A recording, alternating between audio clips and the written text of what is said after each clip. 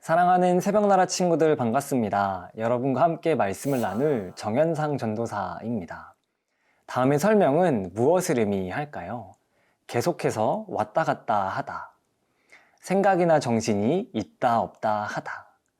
이는 오락가락하다 라는 단어를 설명하는 말입니다. 오늘 본문에는 계속해서 왔다 갔다 하며 자기 뜻을 번복하는 한 사람이 나타납니다. 하나님은 그의 모습을 통해 우리에게 무엇을 말씀하실까요? 오늘 말씀을 통해 그 해답을 함께 찾아내길 소망합니다. 오늘 말씀의 제목은 오락가락 사울입니다.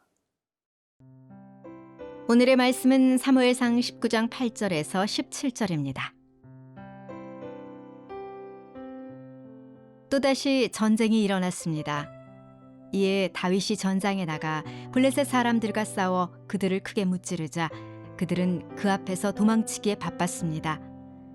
사울이 자기 집에서 창을 들고 앉아 있을 때 여호와께서 보내신 악한 영이 사울에게 내렸으므로 다윗이 그 앞에서 하프를 연주했습니다. 그때 사울은 창을 던져 다윗을 벽에 꽂으려 했습니다. 그러나 다윗은 사울이 벽 쪽으로 창을 던지는 순간 재빨리 몸을 피했습니다. 그날 밤 다윗은 그곳을 빠져나와 도망쳤습니다. 사울은 다윗의 집으로 사람을 보내 지키고 있다가 아침에 다윗을 죽이라고 했습니다. 그러나 다윗의 아내 미갈이 그에게 경고했습니다. 만약 당신이 오늘 밤에 도망치지 않으면 내일은 틀림없이 죽임을 당하게 될 거예요. 미갈은 다윗을 창문 아래로 달아 내려보냈고 다윗은 몸을 피해 도망쳤습니다. 그러고 나서 미갈은 우상을 가져다가 침대에 누이고 머리맡에는 염소털을 덮어 놓은 다음 겉옷으로 그것을 덮었습니다. 사울이 보낸 사람들이 다윗을 잡으러 오자 미갈은 그가 지금 몸이 아프시다 라고 둘러댔습니다. 그러자 사울이 다시 사람들을 보내 다윗이 아픈지 보고 오라며 말했습니다.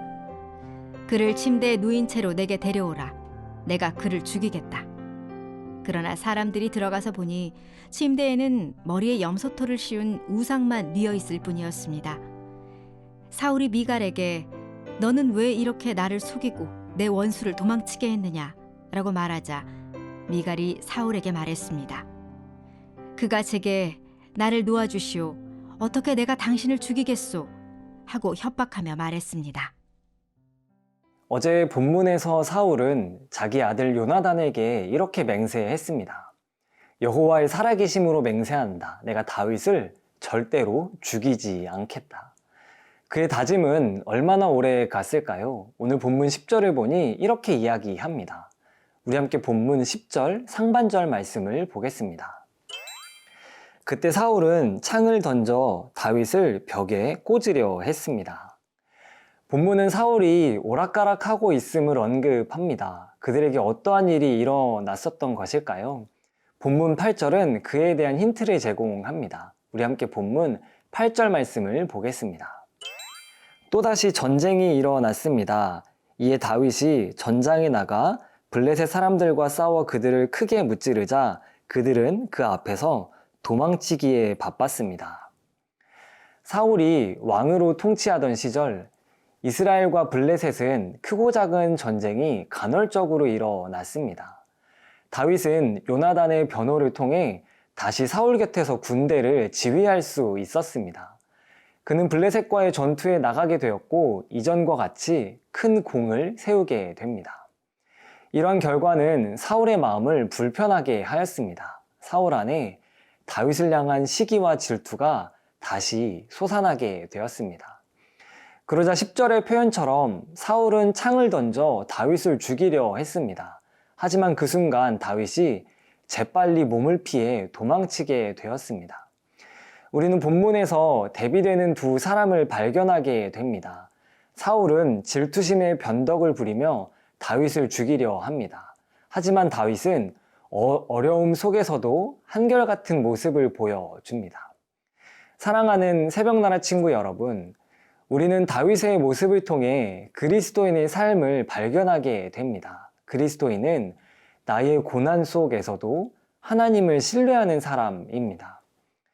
다윗에게 찾아온 고난은 자신의 범죄 때문이 아니었습니다. 때론 억울하고 복수하고 싶은 마음이 있었겠지만 그는 그렇게 행동하지 않았습니다. 그저 묵묵히 자신을 향한 하나님의 뜻을 기다리며 하루하루 살아냈습니다. 다윗의 모습처럼 내게 다가오는 어려움 속에서 그저 하나님을 신뢰하는 우리가 되어야 합니다.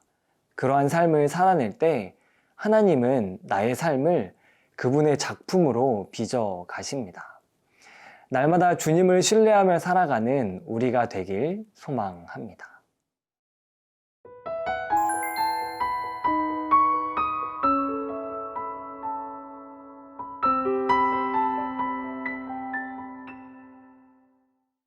다윗에게 다시 한번 어두움의 그림자가 다가옵니다. 사울이 그를 죽이기 위해 사람을 보냈기 때문입니다. 이제 그를 구원하기 위해 어떤 사람이 등장할까요? 11절 하반절 말씀을 보겠습니다. 그러나 다윗의 아내 미갈이 그에게 경고했습니다. 만약 당신이 오늘 밤에 도망치지 않으면 내일은 틀림없이 죽임을 당하게 될 거예요.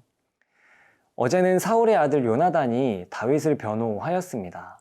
오늘 본문에는 사울의 딸이며 다윗의 아내인 미갈이 그를 보호합니다.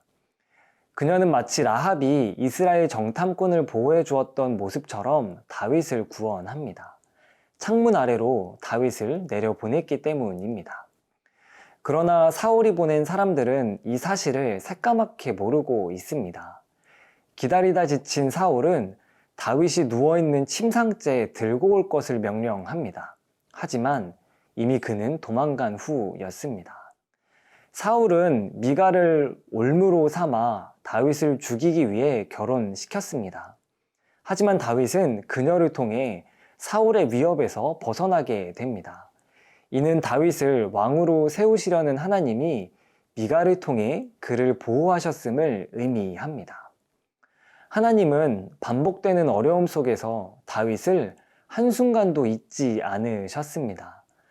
그에게 위기가 다가올 때마다 여러 사람을 통해 보호하시고 구원하셨기 때문입니다. 때론 요나단을 통해, 때론 미갈을 통해 다윗이 예측할 수 없는 상황 속에서 그를 눈동자같이 지켜보시며 구원하십니다. 사랑하는 새벽나라 친구 여러분, 하나님은 우리를 날마다 지켜보시고 보호하시는 분이십니다. 마치 어린아이를 둔 부모님이 그를 날마다 바라보고 지키시는 모습처럼 말입니다. 하나님은 단 한순간도 우리를 외톨이처럼 홀로 두지 않으십니다. 나는 혼자 있는 것 같다고 느낄 그때에도 여러 사람을 통해 나를 보호하시고 인도하시기 때문입니다. 때로 우리는 나를 괴롭게 하는 상황으로 인해 힘들어할 때가 있습니다. 본문의 다윗처럼 말입니다. 하지만 그때에도 한 가지 기억해야 합니다. 하나님은 눈동자처럼 나를 지키시고 보호하신다. 죽음의 위협 속에서도 여러 사람을 통해 다윗을 지키신 하나님, 그분이 오늘 우리를 보호하십니다. 나에게 다가오는 어려움 속에서 나를 지키시는 하나님을 경험하는 우리가 되길 소망합니다. 나를 보호하시는 하나님, 가시밭길과 같은 시련 속에서도 나를 보호하시는 주님을 바라보길 소망합니다. 하나님의 보호하심을 날마다 경험하는 제가 되도록 인도하여 주시옵소서. 감사합니다. 예수님의 이름으로 기도합니다. 아멘.